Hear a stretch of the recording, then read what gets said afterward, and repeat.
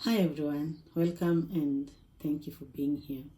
Today I want to talk about routine, children and routine. I'm Lucy Akoko Ochieng, a child and adolescent psychologist. I run a program known as Ulezi. Ulezi is an adolescent program that uses personal development to help adolescents stay focused, resilient, and to thrive in the ever-changing environment. Routine. When should you start with routine? When is the best time to start children off in a routine? The best time to start children off on a routine is when they are born. Immediately you come with them from hospital. Like the way you give your visitors or your employees orientation when they come to your house, that is what you should do with your children. I discovered this when I had my third child. I did this with my third child. The first one was an easy baby and I did not have a routine, and I was a first-time mom and I was excited and confused. Luckily, by the time she got to 3 months, she started to self-soothe when she wanted to sleep. So I would just put her down when I see her irritable, like she wanted to sleep. I would just put her down and she goes to bed. The second one was on steroids. She's the baby that I would walk around with like for 1 hour before she gets to sleep. And she was the baby who I would live with 2 house helps, and I would be called and told, Mama rudi nyumbani, mtoto analia mpaka anahema. She would cry until she gasps for air. There was only one girl who managed to stay with her without calling me and telling me that she was gasping for air. And she told me, this one I will manage. I was this kind of child. So I guess she knew how to deal with her. So when I had my third one, before she came, I decided this one, there's going to be routine right from hospital. She's going to sleep in her bed right from hospital. And this is why. There's a reason why the umbilical cord is the first thing to be cut when a child is born. It means you are 2 individuals now. Everyone can live without the other person. That child can survive without you. And you can also survive without that child. And so, when I got from hospital with Marlene, the first thing I did was put her on a routine. I had gotten the help of an app. I subscribed to an app. I would pay monthly. I really did not want to have sleepless nights because of a child. So by the time we were from the hospital, I was hyped up. I wanted to see if this routine and app would work. So she would sleep in her bed from day one. And I would get up to go and breastfeed her, especially when you're from the hospital. It's so hard, the back and forth, getting up, lying down. It's easier to have her near you. But that little convenience that you think you are having at that moment will make it even harder for you to have those restful nights as they grow. Because moving them from your warmth will be very hard.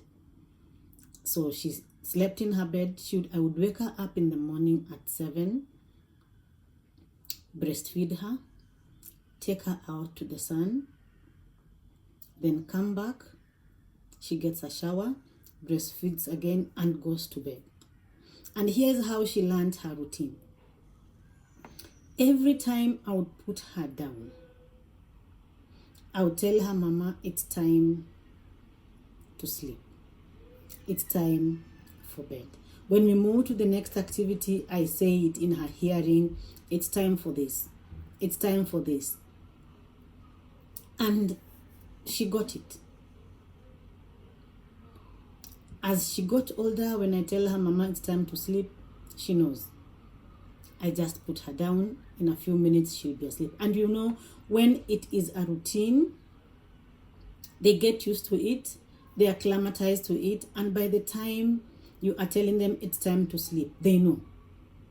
And sometimes you don't even need to tell them if it is something you have been doing consistently.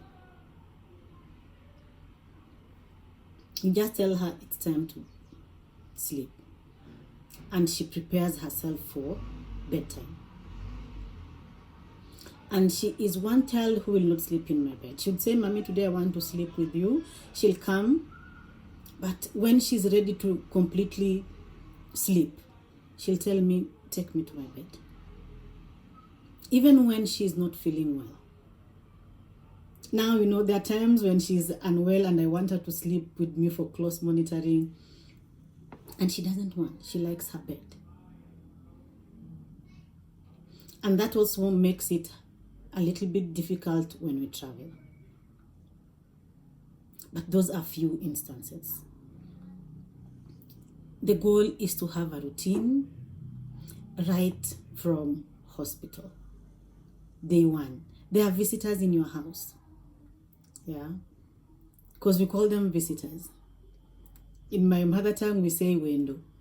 Yeah, children are visitors. When you have a small baby or you have a younger sibling that has been born, people will ask you, how is the visitor? Yeah. And they'll say window. So children are visitors. They have come to your house and they'll be there for like 18 or 25 years before they leave. Start giving them the routine and the rules because they can learn. Today we are talking about mental development. From 0 to 2, they can learn through smell, touch, and hearing. And that is why children can sniff their moms. They can sniff their moms' smiles away. You get into the room while they're sleeping. You think you're going to check on them, then they wake up. They have smelled you. So it is never too early to teach them. In the mental aspect of development, we look at how they learn critical thinking, problem solving, and any other thing cognitive. So when you are coming up with a routine, make sure you are repeating it. You are saying it every day. Children learn by repetition. When you move to the next activity, let them know. And with time, they learn it, and your work as a parent will be easy. Like for the younger one, my work is easy. I just say it's time to sleep. And there are times when they get out of the routine. So how do you deal with them when they get out of the routine? This is what I do. Because as a toddler, there are those days that she stays up to 1 or 2. When she does that, I don't fight with her over bedtime. I let her stay up. Or even the others, when they want to stay up, I let them stay up. But specifically her, I let her stay up until 2. And until she wants to. Then she goes to sleep. When she goes to sleep, the next day in the morning, I wake her up at 7. This is a child who's supposed to be sleeping for more than 10 hours or more. She went to bed at 2. By the time I wake her up at 7, she's still sleepy. But I'll make sure she wakes up. I do that to disrupt this cycle that she has started. If I wake her up at 7, And nowadays, when she wakes up at 7, she showers, takes her uji, and then sometimes we go for a walk. So I wake her up and make sure that day she goes for a walk. After we are from that walk, she comes down to sit down and watch or play. By 10 a.m. she's asleep. Latest 11. I give her another 2 hours of sleep. Wake her up at 12 or 1. She has her lunch, and then at 8 or 7:30, when the rest are going to bed, we are back to the routine because she's already tired again. That is how I get her back into the routine. Or the other children, when they sleep late, no waking up late. You sleep late, you wake up early, and then we get back to the routine. And that is how I have managed to sometimes keep sane. During the holidays, it's a bit harder. They get off the routine, but that is how I get them back into the routine. Start early. Children can learn. Waswahili say, samaki mkunje angali mbichi. So do the routine and the rules while they are still young, because they can learn, and they are visitors. They will leave your house after 18 or 25 years. A visitor should not come to your house and make it unruly. A visitor should not come to your house and take over. Give them the routine, give them the house rules, just like God gave the children of Israel in our today's reading. God gave the children of Israel rules, because he had now called them his children. He had welcomed them into his family. So he had to give them rules of how to live with him. And that is how we need to do it for our children. They come to our family, we are glad to have them, we are happy to have them, but we give them the routines and the rules of our house. The rules and routines to live by. Thank you for being here. See you in the next one.